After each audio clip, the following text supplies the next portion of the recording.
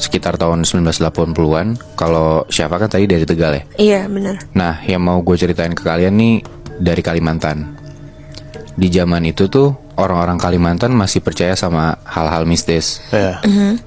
Nah, di salah satu desa di Kalimantan, kepercayaan yang beredar nih sebuah kepercayaan berkaitan sama kuyang. Lo tau kuyang nggak? Tahu. Itu emang setan terkenal di Kalimantan bukan sih? Iya Iya, betul. iya, Yang lo tahu tentang kuyang apa? Palanya doang. Palanya bisa terbang-terbang. Iya, melayang. Nah benar. Jadi menurut orang-orang Kalimantan, ya selain si kuyang ini makhluk dalam tanda kutip yang bisa kepalanya terbang-terbang.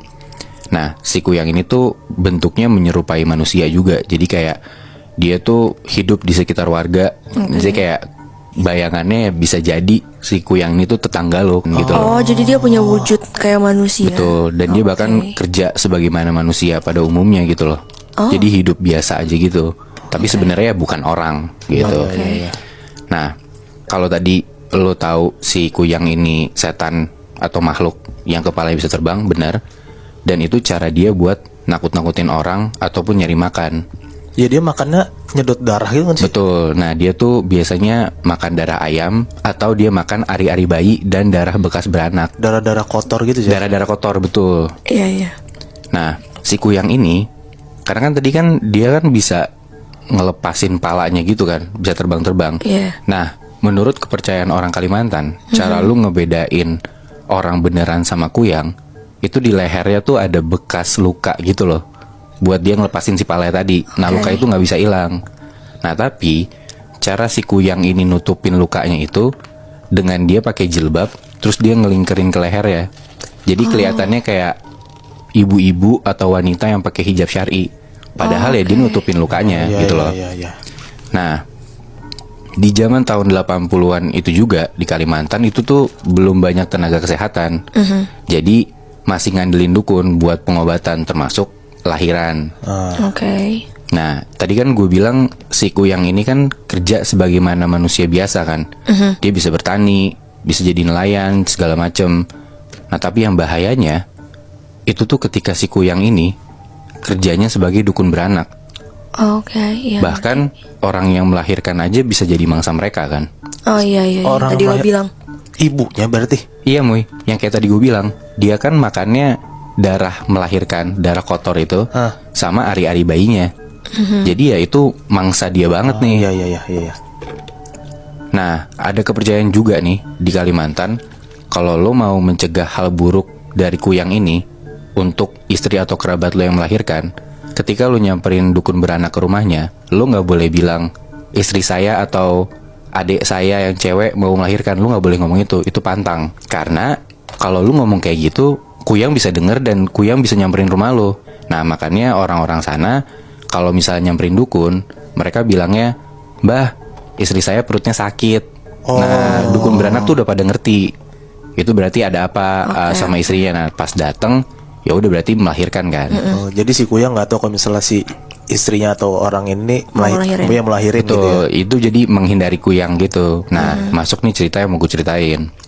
Jadi dulu di Kalimantan tuh ada seorang bapak, sebut aja namanya Syahrul. Nah, si Syahrul ini tuh istrinya mau melahirkan di malam itu juga. Nah, dia akhirnya berangkat ke rumah dukun beranak jam 2 pagi. Nah, dukun beranaknya itu rumahnya tuh di sebelah Curug di daerah sana. Oke. Nah, dijemputlah si dukun ini sama Pak Syahrul. Masalahnya si Pak Syahrul ini nggak ngerti kepercayaan tadi yang kalau misalnya lu manggil dukun nggak boleh bilang melahirkan. Dia salah. Akhirnya dia ngomong dari depan rumahnya dukun itu, dia ngomong, "Mbah, misi, istri saya mau melahirkan." Ya udahlah, sama si dukun itu dibilang dari dalam rumahnya, "Iya, nanti saya ke sana." Akhirnya Pak Syahrul pulang. Gak lama setelah itu dukun beranaknya datanglah ke rumahnya Pak Syahrul. Udah sampai di rumahnya, dia masuklah ke dalam. Terus si dukun beranak ini bilang, "Jangan ada yang di dalam kamar, semuanya keluar." Ya Pak Syahrul nurut-nurut aja kan, karena nggak ngerti. Iya. Akhirnya dia keluar lah. Jadi yang bersalin tuh cuman dukun beranak sama istrinya doang. Berduaan doang berarti tuh Berdua ya. doang. Udah keluar rumah nih Pak Syahrul. Terus nggak lama, akhirnya dia denger ada teriakan anak kecil ya. Berarti kan anaknya alhamdulillah keluar kan. Udah lahiran.